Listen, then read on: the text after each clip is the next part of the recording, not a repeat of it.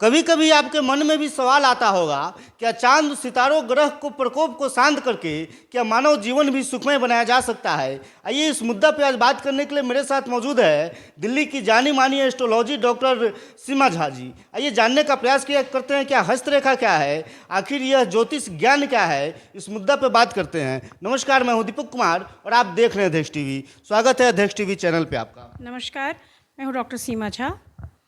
आप पूछ रहे हैं अभी कि एस्ट्रोलॉजी है क्या चीज़। एस्ट्रोलॉजी अगर हम बात करते हैं तो भारतीय पुरातन संस्कृति में, वैदिक संस्कृति जिसे हम कहते हैं, इसकी जड़ें बहुत गहरी है। छांदोग्य उपनिषद में हम इसकी शुरुआत देखते हैं और ग्रहों की स्थितियों के अनुसार गणना करके जीवन को कैसे हम समझ सकते हैं, यह एक बड़ा, मैं कह सकती हूँ, बहुत ही प्राचीन ये पद्धति है और इस पद्धति का लाभ हम सबको लेना चाहिए। एक भारतीय होने के नाते मेरा इसमें अटूट विश्वास है। इसको लेकर मैंने बहुत सारी स्टडीज़ की है और ना सिर्फ अपने देश की बल्कि ज्योतिष के मामले में यूरोप और चाइना, जापान, इन सभी देशों में किस तरह से कार्य किया जाता है और कैसे मानव जीवन को सुधारने के लिए हम इसका इस्तेमाल करते हैं, इसके ऊपर मैं गहन पड़ताल करती हूँ। संघर्ष करने के बाद भी कुछ लोगों को सफलता नहीं मिल पाता है। काफ़ी पूरा जीवन बीत जाता है संघर्ष करते हुए, लेकिन जिस मुकाम को वो हासिल करना चाहते हैं मिल नहीं पाता है। क्या ग्रह प्रकोप के प्रभाव की वजह से भी ये हो सकता है कुंडली के अनुसार?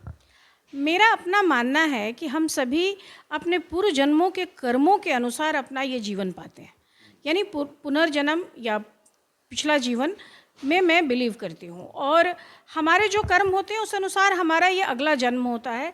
लेकिन चूंकि कर्म का सिद्धांत है जीवन में, तो इस जीवन में आप जिस तरह का कर्म करेंगे आप निश्चित रूप से उन जगहों तक पहुँच जरूर जाएंगे। लेकिन स्थितियाँ कुछ लोगों के लिए बहुत सहज होती है, कुछ बच्चा बचपन से ही तेज होता है और कुछ को हम कहते हैं कि ये ध्यान नहीं लगा रहा, ये बार बार असफल हो रहा है। तो असफलताओं के पीछे अमूमन मान लिया जाता है कि कोई ग्रह जो है बाधाओं का कारण बन रही है। क्या आपने कभी सोचा कि वो ग्रह बाधाएं क्यों उत्पन्न कर रही, या उस ग्रह की अवस्थिति उस बाधा के उत्पन्न होने में उसकी सहयोग कर रही? तो पंचम भाव का आपका कौन सा ग्रह है, उसमें क्या बैठा हुआ है, वो नीच का है या उच्च का है, ऐसी तमाम गणनाएं हैं जिसके आधार पर हम किसी के करियर लाइन को, किसी के हेल्थ को या किसी के प्रोफेशन को देखते हैं। आपके पास देश विदेश से लोग चलकर आते हैं, कोई ऑनलाइन अगर कुंडली आपसे दिखवाना चाहे तो क्या संभव है? बिल्कुल, एस्ट्रो एनालिस्ट डॉक्टर सीमा झा करके मैं आपकी यूट्यूब पे भी उपलब्ध हूँ और मुझ तक आने के लिए मेरा फ़ोन नंबर है, आप ले लीजिए, आप कांटेक्ट कर सकते हैं। इनफैक्ट अच्छा होता है कि आप मुझे मैसेज करें, क्योंकि मैं कॉल नहीं उठा पाती अपने बिजी शेड्यूल में। लगभग 27 देशों के लोग मुझ तक आते हैं, पहुँचते हैं और ऑफ कोर्स उनको ऑनलाइन हम लोग जो भी होती है वैसी सेवाएं उपलब्ध कराते हैं। और मैं हमेशा, चूँकि मैं एक एकेडमिशियन भी हूँ, तो मैं समझाने की कोशिश करती हूँ कि ज्योतिष है क्या। आमतौर पर इसे पाखंड या आमतौर पे इसके प्रति एक भ्रम है। हम सभी को लगता है कि ये झूठ है या इसे बना दिया जा रहा है, पर ऐसा नहीं है।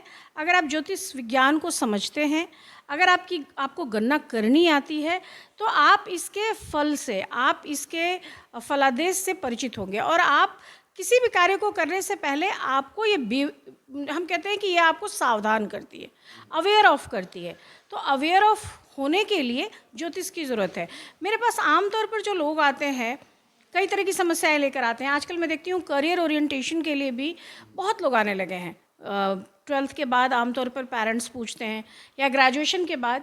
पहले सिर्फ शादी विवाह जैसी चीज़ों में लोग पूछने आते थे, पर अब लोगों में एक समझ बढ़ी है और सोशल मीडिया की वजह से मुझे लगता है कि ये इम्पैक्ट आया है कि लोग समझना शुरू किए हैं कि इन चीज़ों का भी असर है।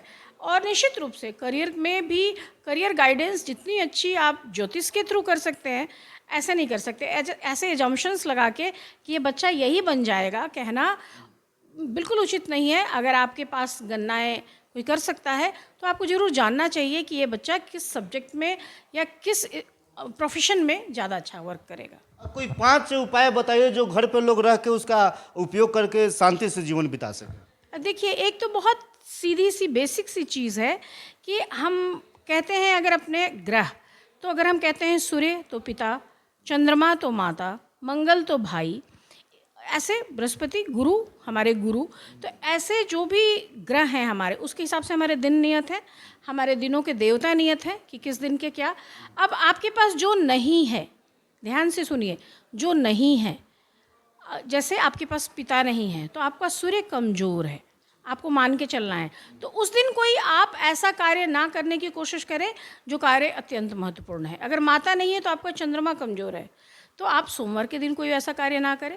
उसी तरह अगर भ्राता नहीं है तो आपका मंगल कमज़ोर है, तो आपको अपनी जो कमज़ोरी है उसके आधार पर भी आप चुन सकते हैं कि कौन सी चीज़ मुझे ठीक करनी है और कौन सा मेरा मजबूत पहलू है। अगर पिता नहीं है तो माता वाला सेक्शन अच्छा होगा, अगर माता पिता दोनों नहीं है तो भाई का सेक्शन अच्छा होगा, गुरु का सेक्शन अच्छा होगा, शनि अच्छे होंगे। तो उस हिसाब से आप अगर प्रेयर्स करते हैं, चैंट करते हैं, मंत्रोच्चार करते हैं, इसकी कई विधियां हैं, डिटेल में कभी हम बात करेंगे उस पर भी, तो वो आप कर सकते हैं। निश्चित रूप से हमारे भारतीय लोक परंपरा में हम सूर्य को जल देते हैं, सुबह सुबह तुलसी को जल देते हैं, या फिर गुरुवार के दिन चना और चने की दाल और गुड़ लोग चढ़ाते हैं, मंगलवार के दिन बूंदी के लड्डू बांटते हैं। इन सब के पीछे कॉन्सेप्ट है कि मंगल अगर आपका वीक है या आप चाहते हैं कि मंगल के एक्सीडेंट्स या चोट चपेट से हम बच जाएं, तो आप दिन भर अगर नमक नहीं खाते हैं तो आपका निवारण होता है। ऐसे तमाम उपाय हैं जो साइंटिफिक है, समझने की बात है, जिसको लोकाचार में हम उपयोग भी करते हैं, बस जानकारी बहुत अच्छे ढंग से लोगों तक नहीं है।